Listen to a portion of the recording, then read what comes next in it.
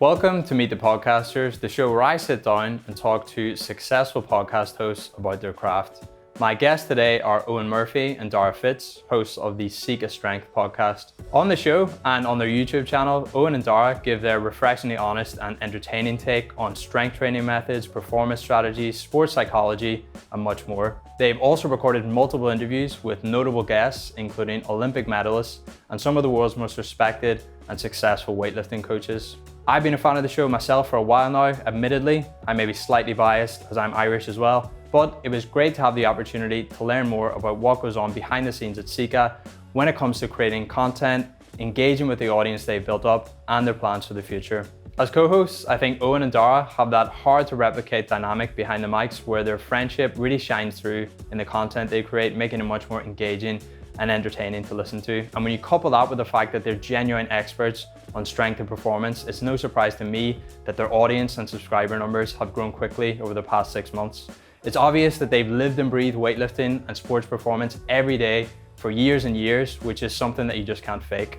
In this episode, we discuss Eoin and Dara's background in sport and education and why they decided to start coaching after they founded Sika Strength, their friendship with Clarence Kennedy, who is one of the most well-known athletes in the fitness world on YouTube, and why they decided to build Sika completely independent of Clarence's existing audience, the value of making an upfront investment in good recording equipment, how to record unscripted episodes using short bullet point lists of key talking points, engaging with listeners via the Q&A feature on Instagram stories, how to create and deliver premium paid content to create an additional revenue stream, the differences between podcast audiences and YouTube audiences, Eoin and Dara's thoughts on the issue of doping in sport, and lastly, how Stoic philosophy has influenced Eoin's approach to sport, work, and life more broadly.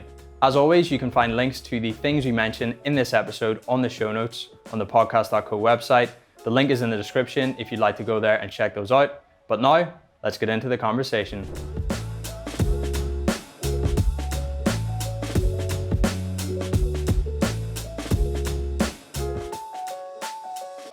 Today, I'm joined by Eoin Murphy and Daire Fitzgerald. Thanks for coming on the show, lads. Thanks very much. You're not supposed to know the second part of the name. Yeah. So I'll be honest, like when I found your shows a couple of years back, I knew absolutely nothing about Olympic weightlifting. I didn't have much of an interest in it. I was mainly tuning in because I wanted to learn how to increase my back squat, which had plateaued for quite a while. But gradually over time, you've converted me to the point where my Instagram feed is now full of Olympic lifters, and I've started to dip my toe into learning the two lifts. So that's just my way of saying I think the content you're producing is excellent, and I'm really grateful to have the opportunity to speak with you both today. But my own lifting journey is not the focus of this conversation today. So could you each both describe your different backgrounds in sport and in education and how you came to form your company Sika Strength a few years back? So originally I would have started a lot of different sports when I was maybe 5 years old. I saw Bruce Lee Enter the Dragon, and then for the next 7 years I just was martial arts, taekwondo, a bit of kickboxing and stuff. I got a black belt in taekwondo when I was like 11 or 12, and then I was kind of sick of that, so I was playing like Gaelic football in Ireland, just Gaelic football for the next couple of years. Then around the age of 16 I went to the gym for the first time with my older brother, and I saw some weightlifters and I was like, that looks phenomenal. So then when I started college, like a year and a half later, Olympic weightlifting club in the college, and then that's been the last 10 years essentially. So I competed for Ireland at European Juniors, Celtic Nations, European Seniors, couple of national titles, some national records. And while I was in college, I did an undergrad in biochemistry, and following a few years, I met Fitz in university, but he was also weightlifting at the time, and at some point we were idly talking kind of one day, I think maybe like 2 years after, maybe a year after I'd left college, and I was in an industry and pharmaceutical, and we kind of started talking about, Fitz will tell you the story of kind of his stuff, but we were both kind of looking for something extra. Fitz had finished another business essentially at the time. I was not enamored working in industry. It was not the most fun. you could say, and anyone working in pharmaceutical companies and anyone working in a lab listening to this, it's unlikely, but if you are, will understand exactly what I'm talking about. So it was the least fun job I've had. So at some point we wanted to do something. We both just said we wanted to do something. We didn't know what it was. We both had some cash to invest in something. So originally we started with the opposite of what we're doing now, which was we didn't want to do any coaching or programming. We thought the market we just weren't sure. We weren't at that point where it was something we wanted to do. So we originally started with supplements was the idea. So we were going to sell ketones. So at the time of the market, there wasn't basically nobody doing ketones, and we ran through that. And there's probably a longer story there, but it's not as interesting. But ultimately that fell to the wayside. So we progressed pretty promptly with that. And then at some point we decided, maybe we should do some kind of programming and coaching. And I suppose 4 years later, here we are. Both of us were working at the time, obviously full-time up until last year. And then we went out on our own for this. And now we're sitting in our office in the city. So we didn't know where it was going to end up, but we were pretty sure we were onto something when we started Sika Strength, I suppose. Yeah. Nice. And then so like to regress back from there, at the time Sika started, if I go in the opposite direction from Eoin, at the time Sika started, I still had a gym in Bandon. I was still studying, so that was a gym I set up with a good friend of mine, and it was like very much kind of performance orientated. So, but I knew we wanted something else as well. And as Garth said, like the ketones thing was quite intriguing to me. At that point I was trying to get away from coaching, which is funny to look back on now because coaching is like every day full on. But I did my undergrad in sport and exercise science. I then went on to do a master's in sports psychology. And like we work on a kind of daily basis with athletes. We're very, very lucky that we have we have run-of-the-mill athletes, just normal people, and then we have some genuinely very, very talented people who make their living or are trying to make their living from sport. So we get a good grasp of where people are at. We also get we get to show people what good athletes are like. We also get to experiment a lot and try new things with programming, which I think a lot of people may not get to do, especially if the pool of athletes you're coaching is quite shallow. You don't often get that kind of broad scope to try different things or to put things into practice that you might have been pondering about or that you might have read about in certain papers. And then my own background is I played rugby since I was 4. When I was 20 or 21, I had to stop playing. So I just had a few really bad injuries that basically meant giving up rugby forever. And I was just very, very lucky. I'd been pretty into weightlifting, like I call it weightlifting, but like power cleans and some snatches when I was playing rugby. And I pretty much stepped off a rugby field. I had to stop. I had to go into a dark room for a few months and wait for injuries to get better. And then I was able to walk into a really good gym with some like really good people who I'd still talk to this day and train with, and start weightlifting from there. And then my most recent athletic endeavor has been trying to do over a 500-pound squat and an under 5-minute mile in a day, which led to me breaking my leg in April. What was it? The shin splints? You needed the painkillers, or if you were going to do it again, you strap up with painkillers. Yeah, like I've said it. I probably said it on the podcast, but like I played 4 games in a row with 6 rib fractures, and that was nothing like the pain that I had. That I've never come across pain like that before. It looks savage. That's where I'm at right now. But you said, Eoin, like shortly after you started Sika Strength, that you kind of realized that it had legs and it was something worth pursuing. So how did you kind of get that, or where did that initial momentum come from? Or was there one particular thing that you can trace it back to? Did you have a following already before you kind of got going? I suppose me already having a following and knowing Sika was going to be successful was kind of independent of each other, because I think we just good vibes, to be honest, is the only way I could describe it. We were both just very confident. I remember saying multiple times when we were doing it, I can remember one day I was driving home from work, and I remember thinking, this, this is going to be it. This is, I'm very, very confident of it. Even in the initial stages, I couldn't give you a good reason why. It just felt like something that was worth pursuing, and it seemed like we were both very confident. We both had similar feelings about it, that it was going to be successful, so we're going to do well. So the matter of just putting in a lot of work then for the next couple of years didn't seem like an issue. I suppose I had a little bit of a falling from being a minorly talented at weightlifting somewhat, and being involved with some other fairly big YouTuber, Clarence Kennedy. I would have just been on some of his videos, and I would have been just posting on Instagram a lot, and just amassed a very, very, very minor following, I suppose. And then I don't know at what point, fairly early on, I suppose, just at some point with Sika Strength, we were just both very confident that it was going to be something that we could do well with. Like, one of the things you mentioned there, obviously you touched on Clarence, and I think it's worth mentioning him at some point in the interview. So one of the things I really like and respect about what you've done is, like, you've built your own audience completely independently. You didn't try to lean in on the kind of big online following that Clarence already had to kind of give yourselves a head start. So for people that aren't aware, could you kind of explain who Clarence is, how you got to know him, and whether it was a deliberate decision to kind of build Sika Strength independently of his audience? So for anyone listening, Clarence is probably, in modesty aside, probably 1 in a billion in terms of talented athletes. He's easily like top 0.001% of talented people in the world in terms of just general athleticism and athletic endeavors.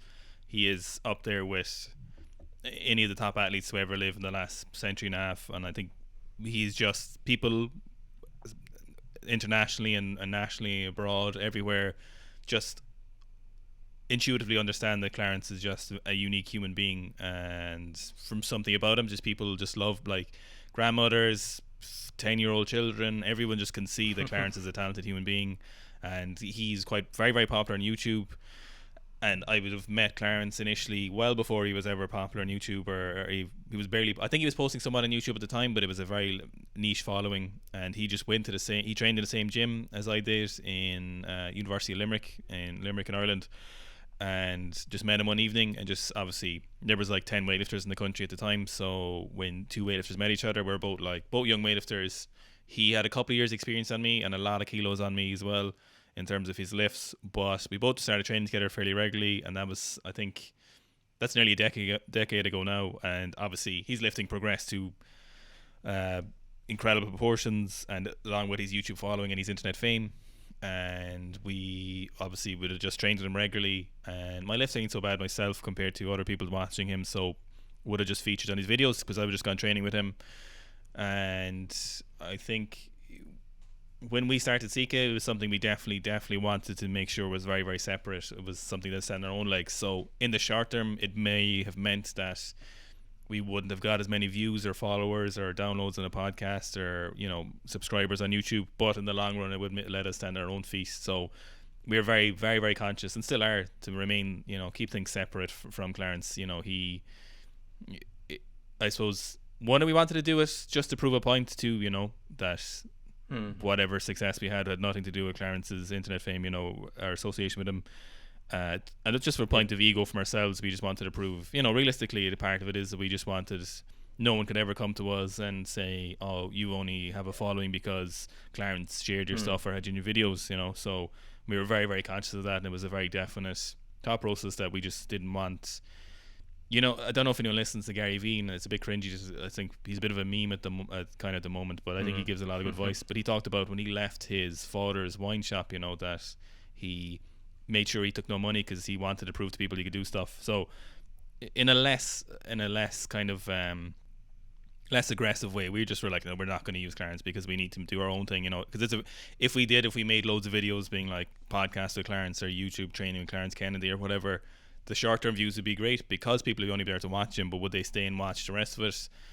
So it's a very short-sighted decision, and for what we, what our business does, it's also of no use to us for people just to want to watch it. People need to buy into what we're talking about. So the short-term, the extra $10 you might get from YouTube views wouldn't really benefit us that much at all. So it was definitely a conscious decision from a couple of different points of view.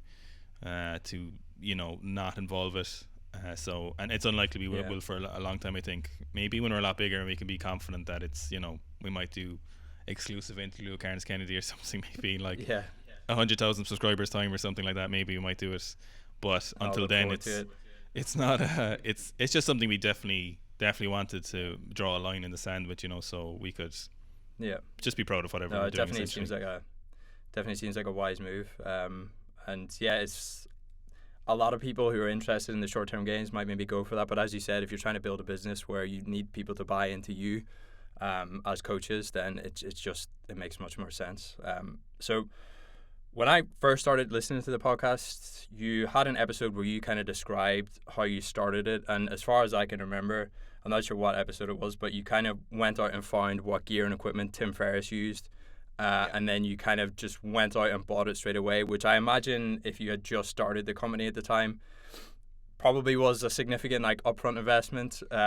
So I was wondering, could you just tell us a bit more about those early days of the podcast and the planning and preparation that kind of went into launching it and getting it off the ground? Yeah, so we were due to go to Romania to train with Gabriel Sinclair for I think maybe 7 or 8 days, and people have been onto us. Like, it's funny when you think back now that I can barely remember a time when Sika didn't have a podcast, because the podcast was the only thing for so long. But people had said it to us multiple times, like, you should do a podcast, you should go on whatever podcast. And then we had this really great opportunity coming up where we were meeting Gabriel. There wasn't that much stuff up about Gabriel at the time. He wasn't posting a huge amount himself. He certainly wasn't posting a lot of stuff where he was talking over it like he's doing now. And I was sitting in it was some neuroscience lecture on a Thursday evening, and myself and Gerf were chatting, and I was sitting in the back of the lecture hall, and we just said, okay, look, it's time to go. And to be fair, I think within an hour and 15 minutes, we'd gone from we should start a podcast to ordering everything being in the post on the way to the house, and then counting down for the equipment to arrive. And it's kind of how we've gone with everything since that as well. It's like, once you make a decision, we're just going to do it and try and commit wholly to it. And to be fair, the equipment we bought has served us well up until this point. Nice. And you recorded the intro music on your guitar. Was that something that you did? Was that from episode 1? You had it ready and you've used it ever since?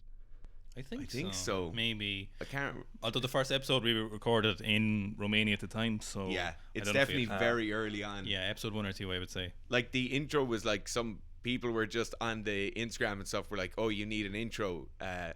I was like, how hard can an intro be to make? And at the time I had like a Marshall stack amp, and I was just doing like power chords on that, and then I'd run up to the shed, drop a barbell, and cut those two pieces together. Nice. There you go. It's a nice story behind that. I know you obviously don't script your episodes. It's not like fully planned out what you're going to say, but obviously there is a lot of educational content in your podcast. That's one of the reasons I kept listening to it, and I think one of the reasons why other people enjoy it as well. So like, you have podcast titles that are like the quick guide to supplements and things like that. So if you're not scripting it, could you just kind of give us an idea of what the process looks like if you're going to create a more educational piece of content like that? Do you kind of get together and have a chat, or like how does that come about, or do you just completely wing it on the day? I just wing it, basically. Sometimes if we're feeling really prepped, we'll write down like 3 or 4 headings. So we'll be like, don't forget to talk about this. And usually what'll happen is, while we're talking, one of us will think of something to say, and we'll just write it on a piece of paper so we don't forget about it. So that's the sum total of the prep. We try, it's not to say we're blasé with our podcast or our content, because we do obviously take everything very seriously, but we've tried scripting stuff and you don't want to hear us, basically. No. Like, you don't want to, it's embarrassing for everyone. It's just not something. Those episodes were not released then, no? No.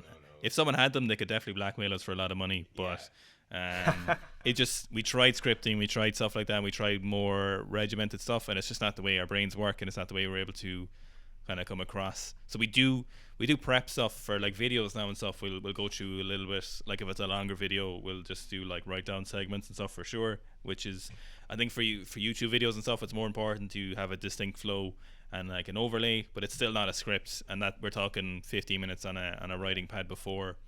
I'd say 1 in 10 podcasts would have had some kind of prep for them, maybe a little bit of writing prep, barely. The most common form of prep we have is we've a WhatsApp group with the two of us in it, and we'll put like, it will be called Sika Content, and we'll just say like the title of a podcast, and then we might, like the evening before, we might be like, oh, we'll do this podcast tomorrow, and you kind of run over it in your head. But the podcast is like a bit of a fight between myself and Eoin, like particularly if it's a topic that I know Garth is really passionate about, or he's been reading a lot about. Like, that's all it is. It's just us trying to disagree with each other in a way that will make people realize what's correct or incorrect. Yeah. Well, it obviously works. Yeah. Like a lot of it done in our head before that, you know, like we'll be thinking about stuff for a long time before it, or it's something we've been thinking about for the last couple of years, so it's just time to talk about it, you know. Yeah. And you often, like I've heard you say in the past, you deliberately stay away from topics that people are asking you for information on, that you don't feel comfortable talking about, like injuries and nutrition, which I think is, you know, not every podcaster does that. You know, some people will think I'll just talk about whatever people want to ask me about. So could you talk a bit about your reasoning and your motivations for staying away from certain topics? I suppose legal reasons is the primary one of that. You know, we're not caregivers or first responders or in any way qualified to do stuff like that. But mostly it's unethical, because unless you're very, very, very, very, very good at what you do, it's very hard to diagnose and give people a cure or a treatment plan for their injuries, because, you know, unless we know strength training and all forms of athleticism, stuff like that, very well, and we'd be very confident talking to different scenarios about that. But someone with a back injury could have 25 different sources of a back injury, so there's no way you could really give some advice over a podcast with even just barely talking to them online, let alone, you know, meeting them in the clinic and stuff. Like, the difference is huge. Like, so it's just unethical, and you don't want to be giving people advice around injuries and stuff like that in case someone ever comes back at you. It never would happen, I know, but there's no reason to risk things like that, to be honest. And then in terms of like the other content you do, you also record interviews with professional weightlifters, experts. So could you just tell us about your guest selection process, and if there's any like dream guests that you have that you want to get on the podcast, or people that you've been thinking about having?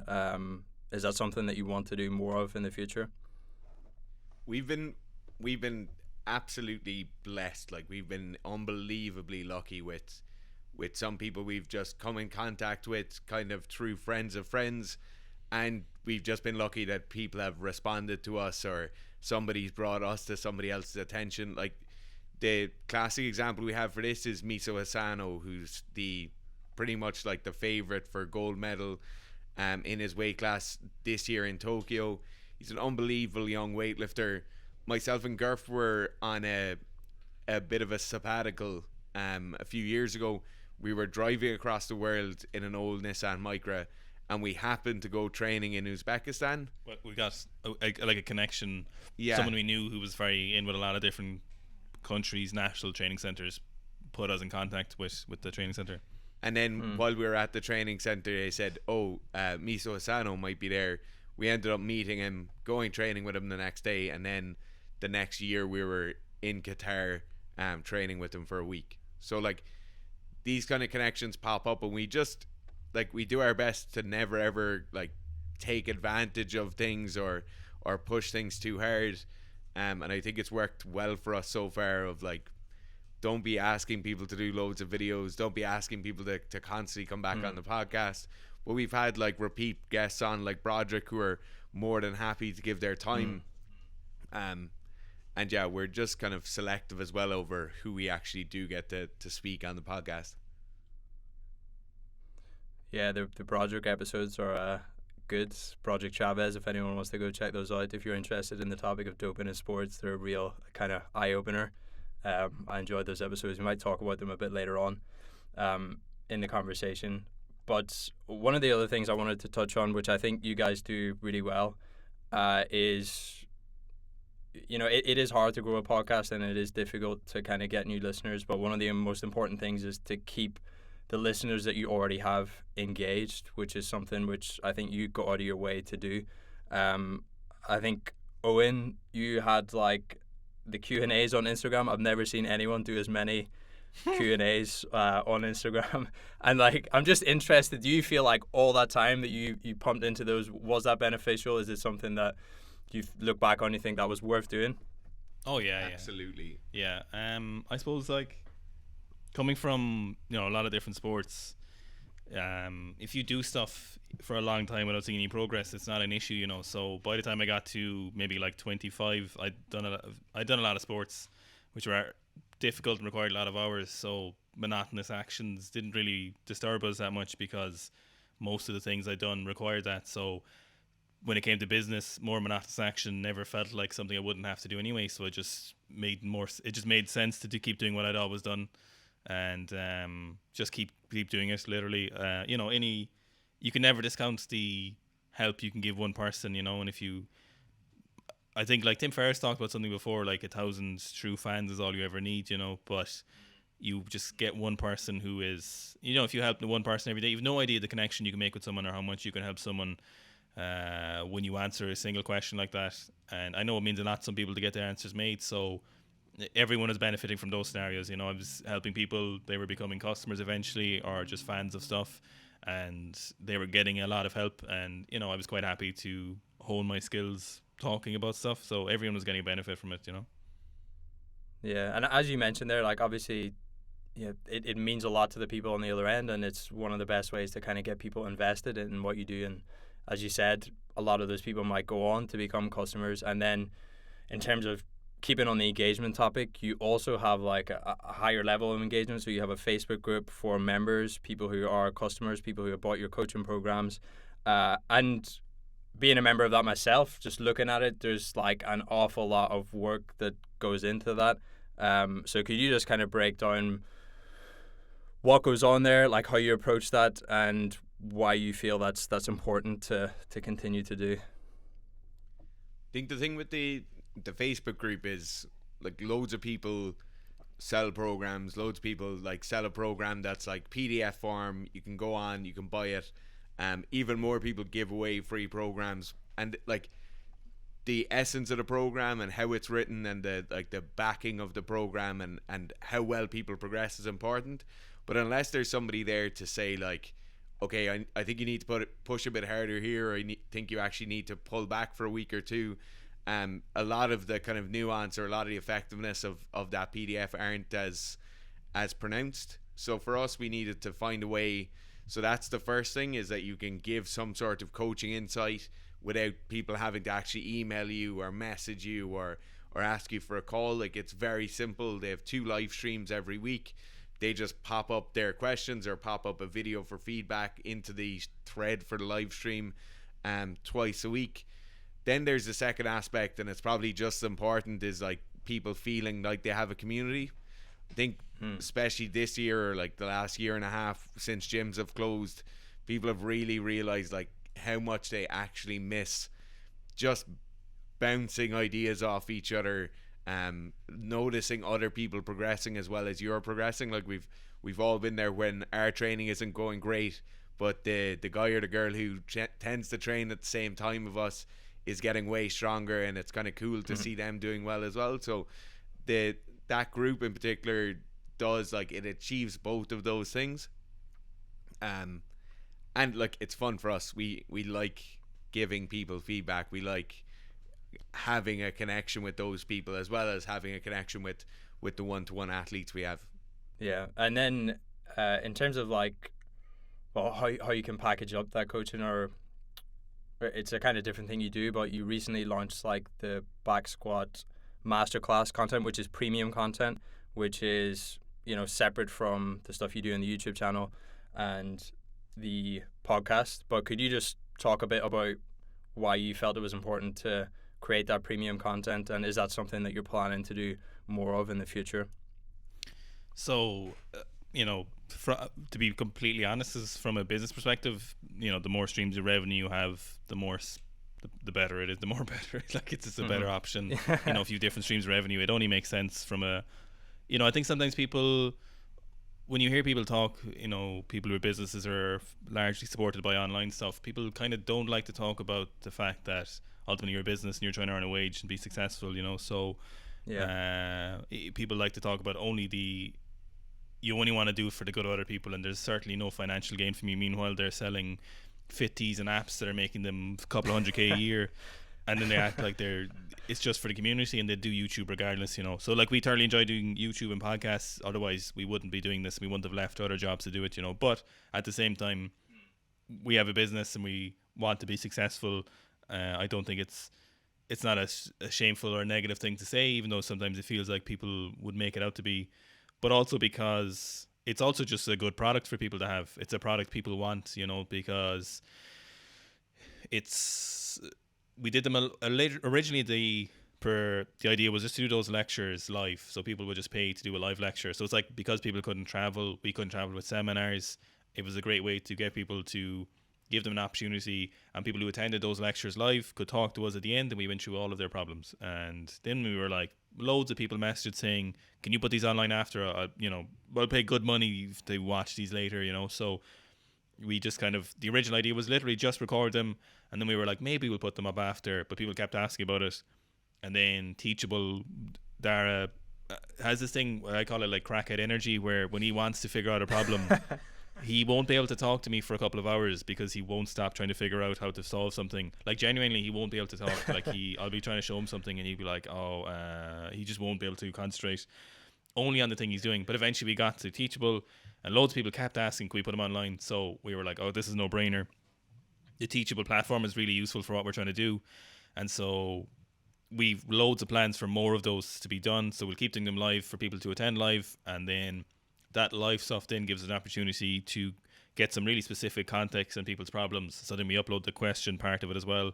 So that goes up on the live part, or that goes up on the lecture, the masterclass part. So people get some context. The likelihood is, most of the time, people have the same problems. Everyone has the same issues, or they're one of three major issues. So someone asks that question, if we haven't covered it in the lecture, someone will ask it, and then we can put that up. And then it's a kind of like premium content. But also, if you watch our channel for long enough and you watch enough of our videos, eventually, as we tell people, you'll get all that information eventually, But it's kind of a thing, and we're party to it as well, where when you like someone and you want to listen to what they're saying, you will still listen to and want to hear everything they say, even if it's the same thing in a different way, And I'm more than happy. I've given my money to other people, other coaches and educators, because I want to hear it, because I want to learn from different perspectives and contexts.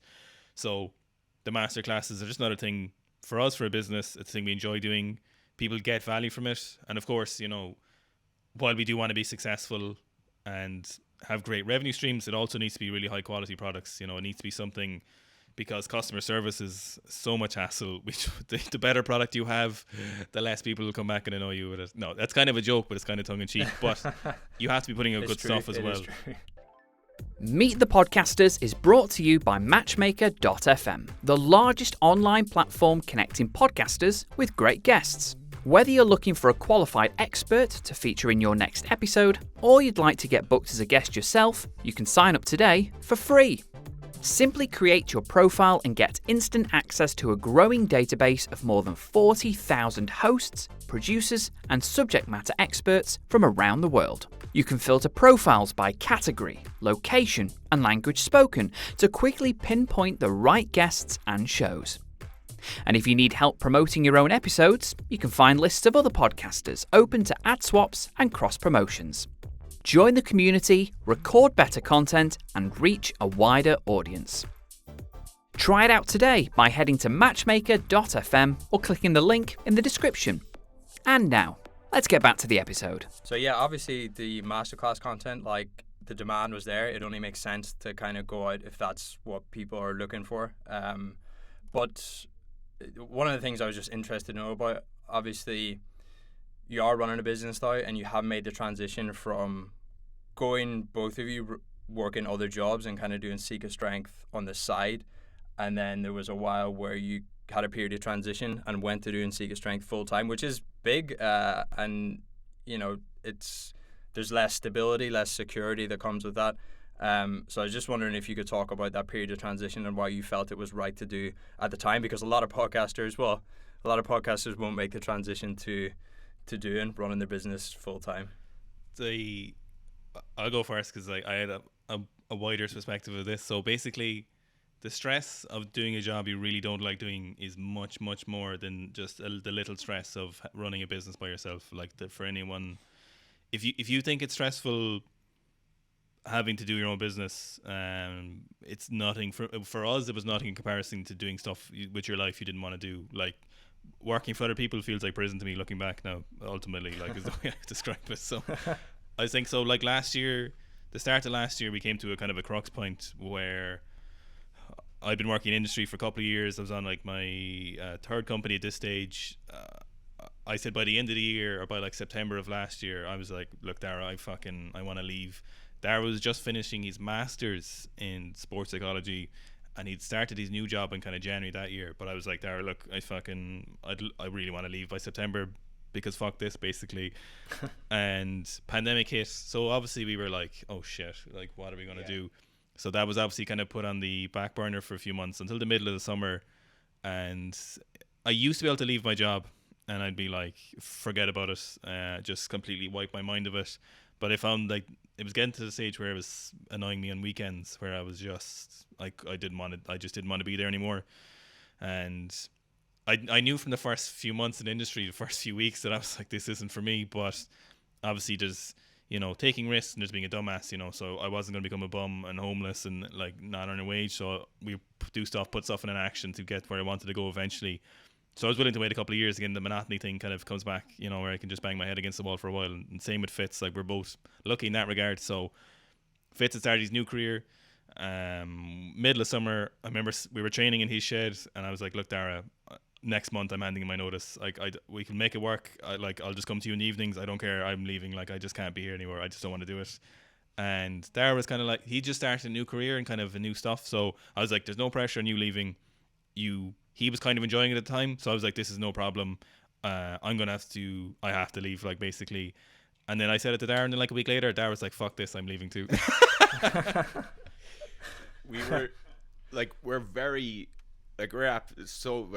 two very, very lucky people. The pandemic hit and it ended up being phenomenal for Sika. Like not in terms of like a huge portion of the business obviously couldn't keep going, like the seminars and all that stuff, but in terms of like building up goodwill from people, like we put up free training at home programs. There's a few thousand of those downloaded within a few weeks. The podcasts were obviously like a really good kind of escape for people who weren't getting to the gym anymore. YouTube and stuff was going well. And yeah, like it got to the point where like we take the piss out of saying like customer service is horrendous, but like the customer service aspect of it, like just replying to emails, besides getting coaching done or getting content online or any of that up, that was taking more time than a little side hustle can take. So then obviously if Garth was going to go full time, there's no way I was going to let him have all that fun on his own. And now you've got the full new office set up. You can see there behind you got the signs, you got everything set up. So when you come into the office now for like a day's work, what does that look like? How does your day kind of break down? So I suppose we talked to some other people in our kind of industry recently, and they were talking about the kind of the grind of coaching and stuff. And I said every day I come into an office and tell people what to do in the gym, and I get paid for it, is the day I'll coach 100 people if I have to. Like I was like, there's no end to the degree I'll go to that I don't want to go back to where I was in. I was like, you guys don't understand how much I don't want to go back. So yeah, if it means I get to coach, if I have to coach more people, it's no problem for me. So like a day is just come in. Usually we'll set out like a monthly schedule of content we need to make, and we stick to about it 50% of the time, which is pretty good. Usually we'll just new things will pop up that are better to be made then, and we'll have kind of a plan for that day. And if we know we have stuff to do later in the week or we won't be in the office, we'll just make extra stuff so we can put it up. Usually like Mondays and Fridays are mostly dedicated to coaching, so most of the day is done like programming for the week, responding to clients and stuff. And then that middle of the week then is just I suppose a collage of making content, and before we know it, it's Monday again, and it just kind of rinse and repeats, and it's been nearly a year now. So Daire said we can't keep living at this pace, but I don't know when we're going to be able to stop. It's probably going to get busier, to be fair, but yeah, growth on the horizon. One of the interesting things I heard you say, I can't remember whether it was on the YouTube channel or on the podcast, but you see a noticeable difference between your podcast audience and your audience on YouTube, and I was just wondering if you could talk a bit more about the differences you perceive there, and you know how you relate to those two different audiences. Like there's definitely a difference in the audience themselves, right? So like the demographic you hit tends to be a bit more different. I think the nature of YouTube and the videos having to be a bit more kind of not clickbaity, but certainly they have to be more approachable. Like myself and Eoin can talk for 90 minutes on the podcast about the intricacies of block periodization versus concurrent periodization. Nobody's going to be commenting back at us. Nobody's doing anything to us. Both of us will have thought about this topic for possibly more than a decade and thinking about it on a semi-daily basis for those 10 years. In the YouTube sphere, you seem to get a degree of confidence in your viewers that I've never come across in my entire life, right? We come across it. We train in like a commercial gym here in the city. We don't train there too often, but you come across this person, right? Call this person Jimmy, and Jimmy is usually between the ages of 18 and 28. He's not in good shape, but he's in better shape than he was last year. He can squat less than 1.5 times body weight. He seems to think he knows everything, and the level of confidence Jimmy has is the level of confidence that exists within YouTube comment sections. And we just don't get that with the podcast. Like, nobody in the podcast is ever like, lads, what are you talking about? This isn't how X, Y, or Z works. Where you'll get somebody in a YouTube comment write a fairly significant paragraph and make it seem as though the sky isn't blue, you know? Like, they will tell you black is white or white is black with a level of confidence that 15-year-old will have in the gym.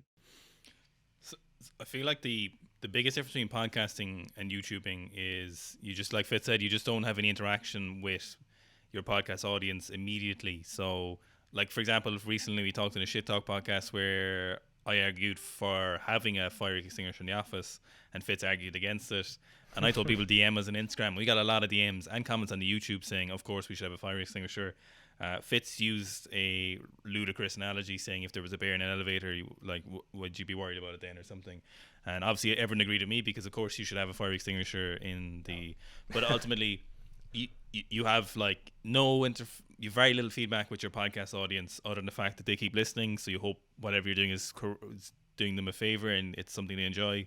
Whereas at the YouTube, there's a silent majority who will watch everything, but then there's a very vocal minority who, by and large, 99% of them are very, very funny and they're very engaged and they like commenting, and that's something they like doing, and they're great for the videos, they're great for the algorithm, and it's nice to see repeat names and users and people who comment all the time. But then you get that 1% like Fitz talking about who are just absolutely like ludicrous. I suppose I was exposed to YouTube years ago via Clarence and stuff, so by the time we got to this here, the ludicrosity of people just being YouTube comments, there's nowhere like it, you know. So sometimes people, you just get on everyone gets it. Everyone on YouTube, everyone gets it. YouTube more than anywhere else, where people will just randomly insult you for no reason. The vast majority will be very, very supportive people who want to see the channel do well because they appreciate the value you're putting out there. But then you just get that tiny minority who are just, you know, lashing out at the world. They're very, very minor. That may be 1 in every 5 vids. You'll get like one in like 200 comments, which is something like that. But I don't think they get, there's 2 lads who couldn't give less of a fuck. Like, you know, just this, I don't like, you understand because you grew up in Ireland, but growing up as a boy, a teenager in Ireland, with or without older brothers, no amount of abuse can come close. No amount of mean comments on YouTube can come close to the near psychological warfare you had to endure every day in school or with older brothers. So a random comment on YouTube about the weird way you say a word, buddy, it's not even close to how like upset people used to get. Like the level of like, there was no line, as you well know, for teenage boys in Ireland, and I don't think other cultures are like that. And maybe it's maybe we've lasting psychological problems with it, but one of them is an immunity to YouTube comments. Like most time we just laugh at them, you know. They're funny, you know. People think it's funny because we don't get a lot of it, which I think, just talk about it now in case people are wondering, we get so little of it, and that's very, very grateful for that. But when we do, I'd love to see how much people think it would annoy us when it couldn't possibly be further from the truth. We've definitely upset a few people in the past. So like, you do a video on whatever topic and you'll get somebody who's after writing a few newspaper articles on it, or they'll have written in like an online magazine about it, and they'll get all up in arms because this is what they've based their solely hollow career around, and they're really getting annoyed. So like, they'll send us emails, they'll comment, they'll then go and find our Instagrams and they'll comment on our Instagrams. Like, the things we say to each other when we're eating our lunch every day are worse than that. So then if you respond with like, thanks, it's always great to hear from a fan, and you've got somebody crying on the other end of a keyboard, like smashing in like these big long comments, like, it's like a game for us. It'd be better if people did it more often. Well, yeah, I think like there's no point. There's what are you going to get from engaging someone? Like, they're not going to give in until you concede their point. But there you go.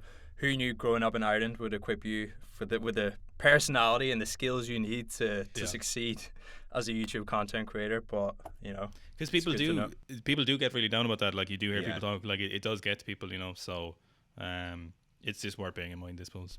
Yeah, well, that's the thing. It's like you can the way human psychology works. Like, there'll be 200 positive comments and the one negative comment, for whatever reason, like, grabs your attention, and that's what we focus on. And some people find it hard to disconnect and discount that one opinion. But yeah, if you're on YouTube, it's almost essential. So just on that, I kind of wanted to touch on one of the topics which I find most interesting from listening to your content, and that's the topic of doping in sport.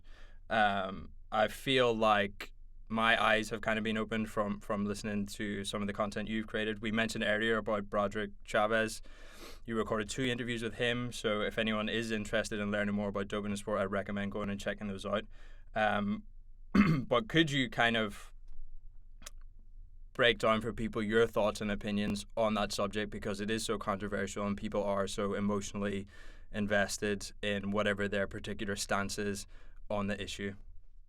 Every sport is steroids. Sports are doping. Every elite sport is, if there's money to be won, a medal to be won, most people are on drugs. You know, people, it sounds like a cliche to say at the moment, because that his reality has become more apparent to a lot of people. But, you know, I was lucky enough to have we interact with a lot of people in sports, a lot of different people, seen a lot of different, and more so as the months go on with what we're doing now. And just, I think people just need to realize that most sports are doping. Like, the Olympics is very, very corrupt. Most governing bodies are very, very corrupt.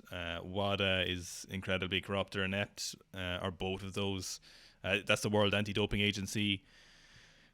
Just have to understand that that's the way sports are. Sports aren't fair, in no way fair, and we're not saying that's how it should be. Absolutely, we never argue for that scenario, and we've a very long podcast talking about that, the morality of doping, where we touch on both. Like, I was on the side where I was a clean athlete competing against many people who were doping, and it was not something I was ever bitter about. But I think people just need to understand that, you know, ultimately, sports are steroids. Sports are performance-enhancing drugs, whatever form that comes in. Any elite sport, any medal at the Olympics, besides probably, no, actually nothing. Everything is dope. The other thing people don't understand is that, like, it's been like this forever, you know.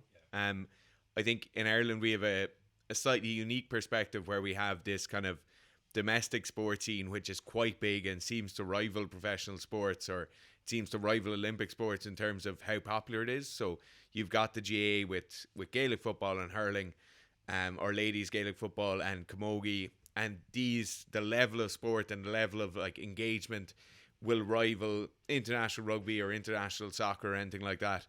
And the level of doping within those sports is quite low. Like it's certainly not zero, and it's certainly getting a lot bigger. But in terms of international sport, or especially international professional sport, like I was reading a thing last night on the 1908 Tour de France. So like before the First World War, second and third place were caught for doping. So they drank strychnine, which is rat poison, before starting the race. The first place person had also drank strychnine and would have been disqualified, but he was disqualified for getting in a car, or getting some sort of like mechanical transports he went around. So people tend to think that like this kind of doping in sport thing was the 80s, the 90s, and coming into the early 2000s, and they hear about Lance Armstrong, and he's kind of this poster boy for what dirty sport is, or non-clean sport is, and it's like the villain figure, in the same way where at the moment with the transgender athlete in weightlifting, and she's getting this kind of like, that's the villain figure, that's who we all have to go after. In terms of doping in sport, you're talking about, there's entire sports which would never have existed without it, and that's what people don't understand, and they get this thing where they'll really persecute an athlete, or they'll really go after a certain country. Whereas if you're a rower in the UK and you're saying, oh, it's terrible about the Russian rowers or the Chinese rowers, like, if your athlete is making it to the Olympics, and certainly if your athlete is making it to an Olympic finals, you should be a lot more introspective in the fact that if they're beating athletes who are doped, like if it looks like a duck and it walks like a duck, it's probably a duck. There was a great article years ago, but not great for the reason of the author thought it was. So there was a journalist, I think it might have been The Guardian or maybe The Independent, where they talked about the success of Usain Bolt. It was The Guardian. It was The Guardian. So there was the 30th top fastest individual times ran in sprinting in the 100 meters. And some of these were overlaps, so these were just individual performances. So like one person wasn't limited to a single performance, their best performance. So if they were in the top 30 fastest times ran, they were included in this list. And Usain Bolt owned, I think it was something like 7 of the top 30 fastest times, and all the other 27 fastest times belonged to sprinters who had tested positive at some point in their career. And Usain Bolt had number 1 and like number 4 or something like that. And the journalist said, it's amazing that Usain Bolt is clean and it's possible for a clean athlete to win all these things, which was absolutely mind-blowing for anyone with half a brain to go, wait a minute, so drugs either don't work or drugs do work. And if we're saying drugs do work, which we know for a fact drugs work, how did he possibly beat all these other people who were taking drugs? So like it's I think it was one of the funniest things that someone could read that and look at information and go, well, that's amazing that it's clean. And I think it comes from a perspective that people just aren't involved in sports and they don't understand just how intrinsically related it will be and always has been and always will be. It will just never leave. And there may be periods of time where sports are a little bit cleaner because whatever the political currents or winds are blowing that way, that there's a witch hunt after that particular sport. At the moment, it's weightlifting, and it's weightlifting's time right now, and it will be for another period of time until something else comes along the next few years where, it was cycling, it was baseball. There's a lot to the conversation too. We talked about this the other day, the irony of doping is not allowed for athletes because it's protecting the athlete's health, but the irony of stopping doping being allowed is that it's also negatively affected in the research sphere. So there's never been any really productive research done in the last 30 odd years done on performance enhancing drugs or anabolic steroids or whatever way you want to put that. So it means that they are stuck in 80s technology. So think about your TV in the 80s. You're pressing the little fins, to change channel and stuff. You have to get up. That's what performance enhancing drugs are right now for the vast majority of people. So the fact that they were demonized and now we're left in a position where that's all those athletes can use. Ironically, it's more dangerous for athletes if it had been left to be clean, essentially. You'd have side effect free steroids with decades of research behind them, where while it might not be ideal for people and people might not want to look at the reality situation, ultimately it would be a better scenario for those athletes, but that's not what we have at the moment, I think. Yeah. And do you ever foresee a time in your lifetime, like given the arguments that you just laid out there and given the fact that it is so prevalent and kind of people who are inside that world understand that this is going on, but everyone on the outside is kind of blissfully unaware, and they want to believe that these athletes that they look up to and take inspiration from are kind of clean, like the Usain Bolt example. Will this ever, like, because there is corruption going on, like you said, WADA and all these other governing bodies, like, they're keeping this whole thing going because it's in their interest to keep it going. But do you ever see something happening where this kind of house of cards collapses and there is There's two scenarios, right?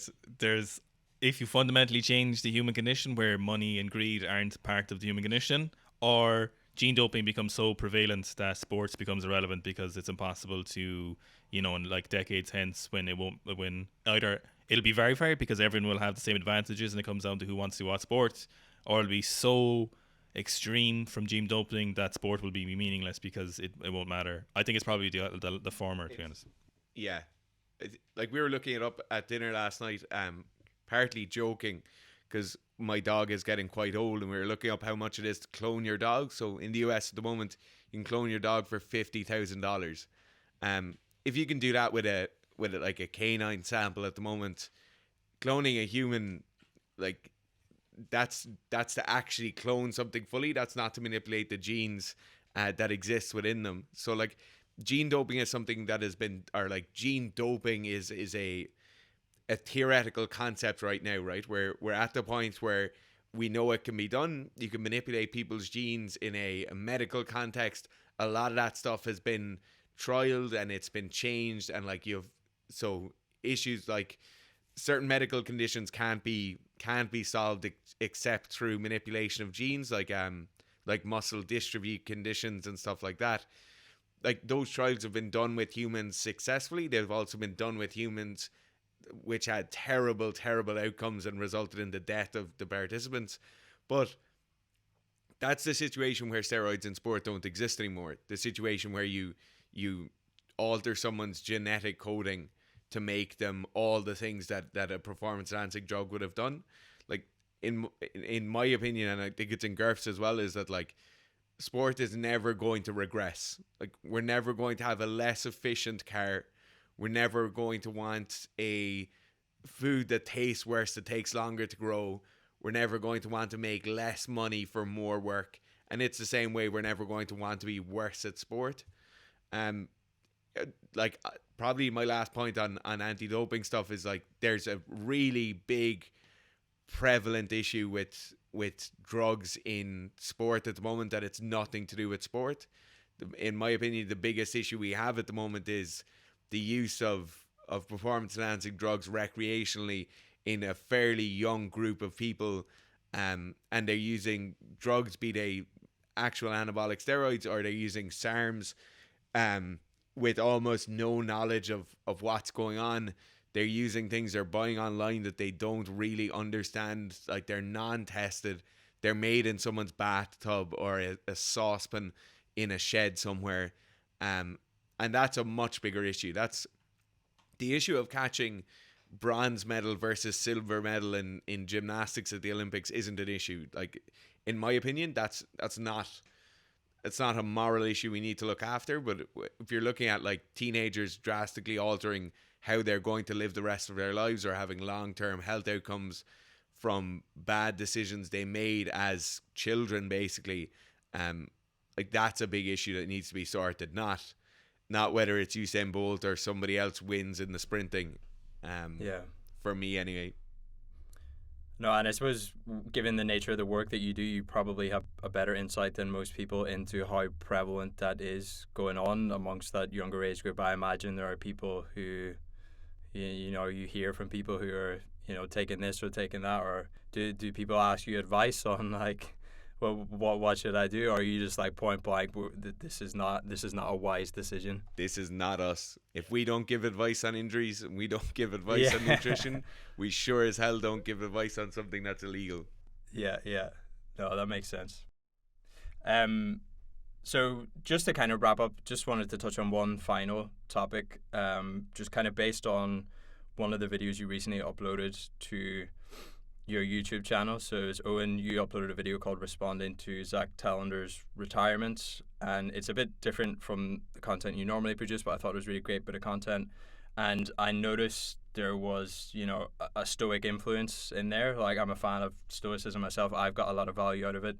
And I was just wondering how you got into it and how it's maybe influenced the way you approach the work you do or life in general. So I think I would have had somewhat of a Stoic mindset naturally, just the way my brain chemistry worked, I think. But I had a lot of misunderstandings of what Stoicism was. So I've heard one person describe it as like lowercase Stoicism, but as lowercase s, and then there's like uppercase Stoicism, which is actually Stoic philosophy. So I would have been Stoic in terms of, emotional responses were something I had pretty good at issue with controlling. So I was good at, not overly responding to events, a lot unchecked anger or extreme emotion. Something I would have been not very good as a child. I was incredibly dramatic as a 6-year-old's own. But as I got older, I got a lot better with it. Through sport, martial arts, stuff like that helped me an awful lot. To develop the way I developed, as a person who I wasn't overly given to extreme outbursts. I wasn't. I was quite good at controlling things and rationalizing them somewhat, but over the years, I kind of slowly, maybe like influenced, like 5 years ago, I would have probably first been aware of Stoicism. I'd read a lot of books. I listened to a lot of Audible as well in the last year. I probably read a book every 2 weeks or so. Like, I just like gathering information on random things. Like, at the moment, I'm just listening to a book on the rise and fall of the Third Reich. The last book I was listening to was on the Comanche Empire. I like reading for entertainment, but I also like reading some philosophy books. Lots of them are nonsense. I'll be honest, from my point of view, I just had no time for them. But Stoicism was something I originally thought was something similar to kind of Buddhism, where you don't react to things. Emotional possessions are useless, which I had no time for either because, life is for living and I want to enjoy life, and I thoroughly enjoy life. I enjoy doing lots of things. So that to me seemed, and I could be wrong about Buddhism too, by the way, if anyone's listening before they get up in arms, but that to me didn't seem like it made sense, and I considered Stoicism similar to that, and I was very, very, very uneducated on it. Whereas, some issues recently, they're very minor in comparison to other people's, but they stressed me an awful lot, and prior to that, I'd already been reading a lot about Stoicism, and it's something that I got more into in the last few months, and I wouldn't say helped me deal with issues, but it's definitely added to my already constant attitude towards things anyway. It's just let me think about things better, the way I act towards things. It hasn't changed anything, I think, fundamentally, but it's definitely assisted certain scenarios where I think it's kind of condensed what I already would have approached a certain scenario. My natural moods would have been similar to Stoicism anyway, but it's let me rationalize them a lot better, I think, and let me think about things in a better way. And in certain scenarios, it's just helped me outright deal with those scenarios. And I think same way you train your body and stuff like that, as cliched it is, educating your mind is very, very important as well. I think a lot of people go through life and just wander from one misgiving to the next and never really understand why it's happening and why their reactions are the way they are. So I think it's very important that you also educate yourself as a person. I'm not going to do that avenue of education via people, but I'll certainly happy to talk about it, how I think about it. Life is hard enough as it is. There's no point making it harder for yourself, and a lot of people make things very hard for themselves. So I'm trying to figure out how can I make the best of any situation, really, I suppose. And Stoicism is just something that gelled very well with my attitude towards things. Like Fitz has talked about before, there was a period of time about 2 years ago where mindfulness was the thing to do, like mindfulness apps, listening to meditation apps was the thing when everyone was supposed to do it. And Fitz talks about he tried it, and the last thing he wants to do is just sit alone in a room listening to nothing. Fitz is kind of a person who's a doer. That crackhead energy is there for a reason. Fitz prefers to go weld a new table or something, and that's how he rationalizes thoughts, whereas I would be the opposite. Well, not the opposite, in fact. I didn't find mindfulness very useful, but I would think about things a lot, and Stoicism was something that helped me direct them in a more productive attitude, I think, when I was thinking about problems. when I would have been heading that direction naturally, but I think it's let me get to certain places faster, which I would inevitably end up. I suppose people think I would be somewhat pessimistic, but a default optimism would be my way of thinking about things. Fitz knows this because he knows me so long, my girlfriend, but I think people who wouldn't know me so well might actually think I'm quite pessimistic and maybe somewhat dour, but very, very optimistic person. I am someone who is very... I don't see any reason not to be optimistic. Otherwise, why would you... You're optimistic in the long term. Yeah. And you're pessimistic. You're acutely pessimistic. Yeah. Joe, like, just short, glancing blows of pessimism every so often. Yes. But overall, there's a cloud of optimism. Like, I think, because things are hard as it is, so like things are bound to get you eventually. And the one thing I really like about Stoicism, seems we're on the topic of it, is they call them proto-passions. I kind of think of them as the fast emotions. So your initial response, that fast emotion that you don't have any control over. So when you think of something, I don't have anxiety, I don't have any... Well, I maybe have some mental disorders, but I'm blissfully unaware of them, and everyone around me is. But I don't have any, I didn't deal with it for like depression and stuff like that. I don't have anxiety. I don't have, any diagnosed mental issues. So for me, it was just improving the way I live. Essentially, was why I liked Stoicism. So those fast emotions are something everyone deals with. The proto-passion sounds a bit weird saying them. In my head, when you say fast emotion, it's that initial emotion when you think about something that is catastrophize something, or most people, as you say with those YouTube comments stuff, you see the one negative one. So most people's thought process is to the worst case scenario initially. Like, you'd want to be a very special person where your initial response, that very first response, is something positive. Most people, it's very negative. And I think those kind of negative emotions, they gather momentum. And if that's your negative reaction, if you're unable to change that, I think it can lead to very bad scenarios. Because ultimately, from what I've seen, who dares wins. The risks pay off if you take enough of them with enough work behind them. So being optimistic and taking risks has worked out well so far for me.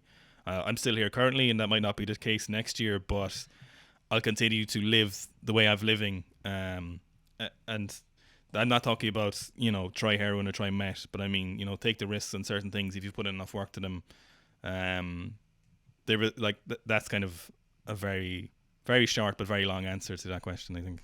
No, I appreciate it. It's very interesting to hear your thoughts on it. And I think, personally, I'm interested in Buddhism and Stoicism. I do quite a bit of meditation, but one of the things I really like about Stoicism is it's much more immediate, in that if you're able to reframe the way that you're looking at a certain situation or put it in a different perspective, it almost immediately provides some relief, or allows you to look at things in a new angle. Whereas with meditation, it's much more of like a slow burn. You need to put in the kind of minutes and the hours, and over time maybe your reactions to those fast emotions you might have some more control over them. But Stoicism, I think, offers a much more immediate tool to use. It's I feel like Stoicism is just infinitely more practical than any other philosophy I've ever encountered. It's just because I'm a very practical person, I think, ultimately, but I'm also very emotional, I suppose, at the same time, which you wouldn't think from unless you got to know me well, I would think. Yeah. Well, thank you both so much for taking the time to speak with me today. I really appreciate it. And where should people go to find out more about you and connect with the work you do? You can just go at Sika Strength on YouTube, Sika Strength on Instagram. They're probably the best place if you want to go and look at the website or look at like programs or anything like that. It's just sikastrength.com and you'll find all the stuff there. Great. Well, again, it's been a pleasure speaking with you both, and it's great. Thanks for taking the time. Thanks very much. Perfect. Thanks, James.